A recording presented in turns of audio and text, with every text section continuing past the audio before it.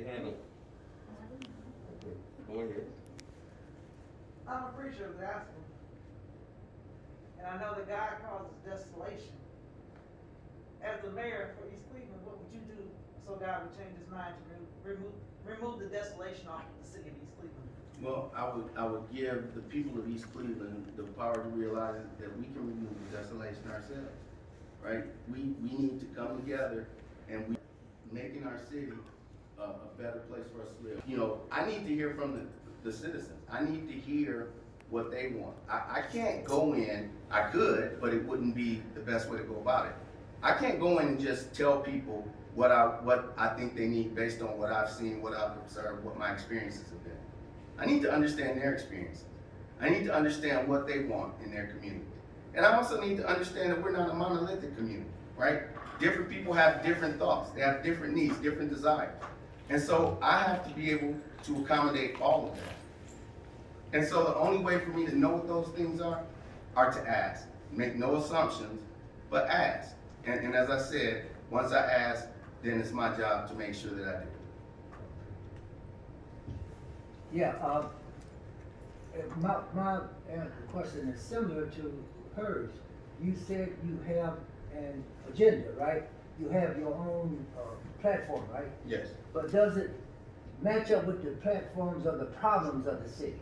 Well- And that's, if they don't, you're gonna have problems. Well, I think that it does, and I don't know if you have a copy of it, but I think that in my platform statement, we try to address every type of citizen, every type of problem that might exist in East Cleveland. I think that's I don't know, maybe 9 or 10 pages, but we try to address everyone's concerns. But let me say this about the platform. It's a living document, right? So if something's not there, tell me about it, and we'll add it. That's that whole thing about dialogue, about you asking and then me doing it. All right, so if you don't see it there, let's talk about it. Let's get it there.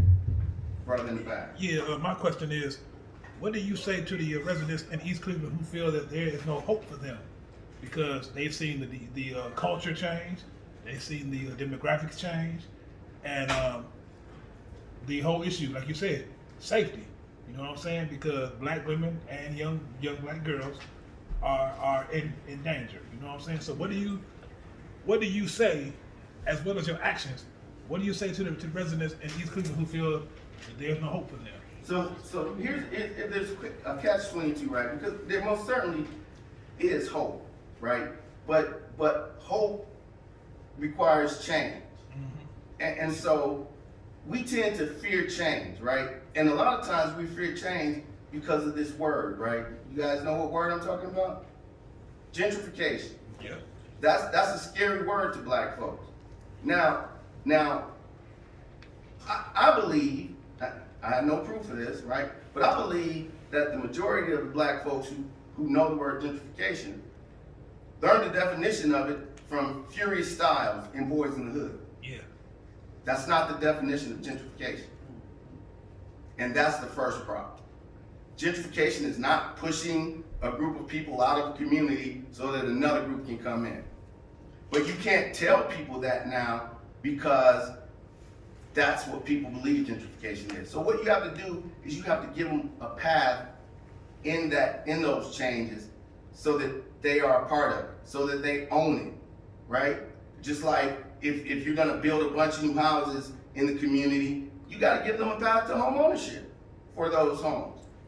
If they're not going to try to get the new home, then you gotta make sure that their homes are comparable to those new homes. So that's what you do, right? You give them a voice in the change, and you give them a path to participate in the change. Let me get her question, I'll come back to you. All right. This is dealing with gentrification.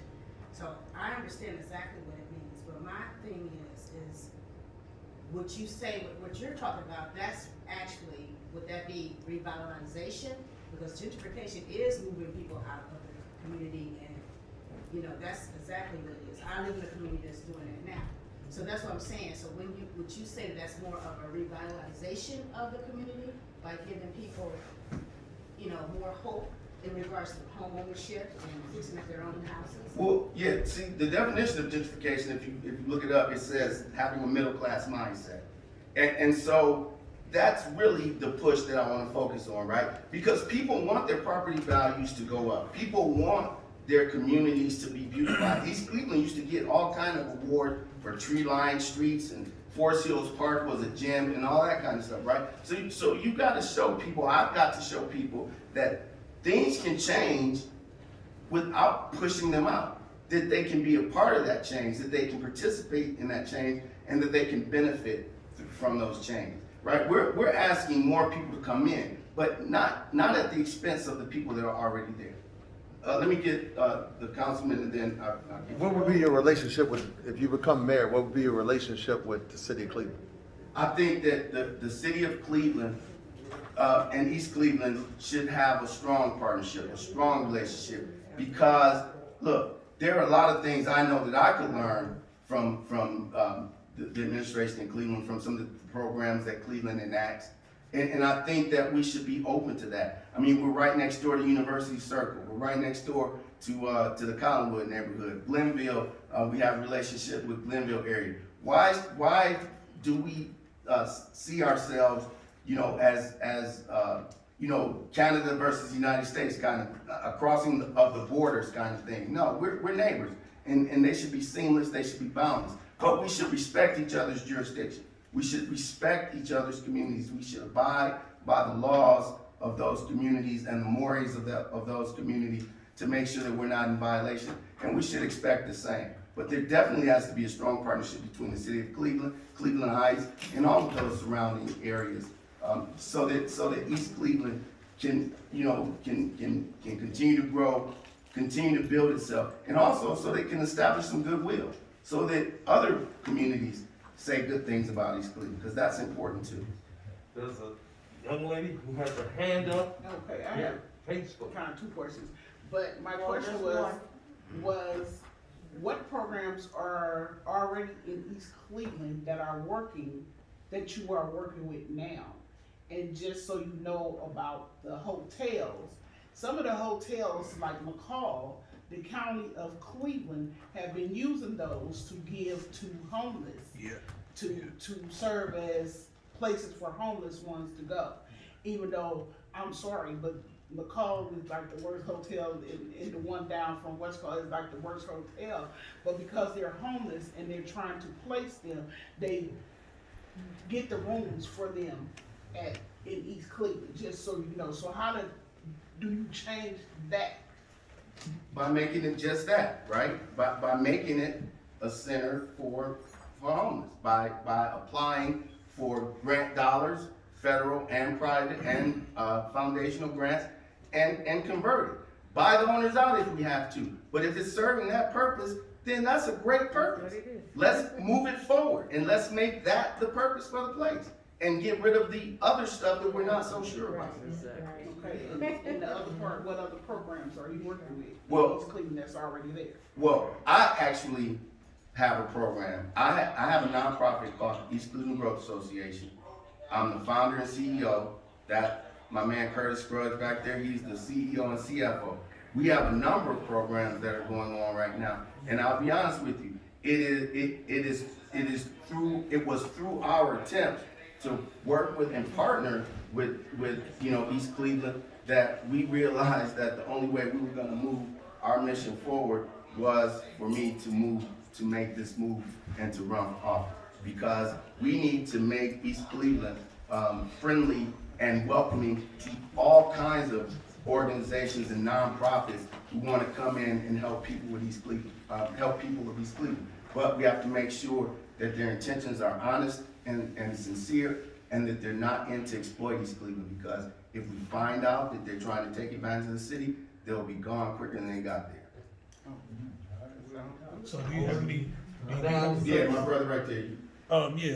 Two things, and then I'm done. Because when you talk about gentrification, I'm gonna give you a prime example. I have family members up in New York City. A few years ago, I went to visit Harlem because I love the place, and they really had a drastic effect of gentrification, and it kind of interfered with the culture wholeheartedly. Harlem right now looks like a corporate district. if gentrification is all about change, you know what I'm saying? And I saw what Fishburne's character was saying in Boys in the Hood, but it was a wake up call because he was speaking to the brothers in the hood who did not have the mindset that he had. Right. So I knew where he was coming from, but in regards to gentrification, it can be a blessing and it can also be a curse too. Right. So we got to be careful when we, get overzealous with that word. So let me say this, right? I'm not suggesting that the things that are defined by what we believe gentrification is don't happen, right? I'm not saying that people don't come in and drive people out, drive property values down so they can buy them and then raise them up. Right. What I'm saying is that's not the true definition of gentrification. And so what happens is people frighten us with that word. And so we resist and rebel against progress because we see that word and we believe that we have no place in the changes that are about to take place. And so my goal is to get rid of that word, right? I don't want to use it for good or for bad. What I want to do is show people where they belong in the grand scheme of things. Where is their place, right? That's how you secure people. You don't just tell them they have a place. Hey, I can go all day for the rest of the campaign saying, yeah, you will have a place. In the Sean Ward administration, you will have a place. You will have a place. But then if I win in January, when people start asking me where's their place, and I don't have it, then guess what? We're back in the same cycle again, right? They're talking about recall. I'm trying to figure out, how to keep my job and whatever else that goes on today, right? Because I try to stay out of that fray. But I don't want to get in the fray now, and I don't want to create the fray in January. So I don't disagree that we should be cognizant of the things that people try to do under the name of revitalization of an urban area. What I'm saying to you is I won't allow that to happen because I'm fully aware of what they try to do, but I'm also aware of how to avoid that. Okay. Thank you so much. Okay. I appreciate you very much. Thank you all.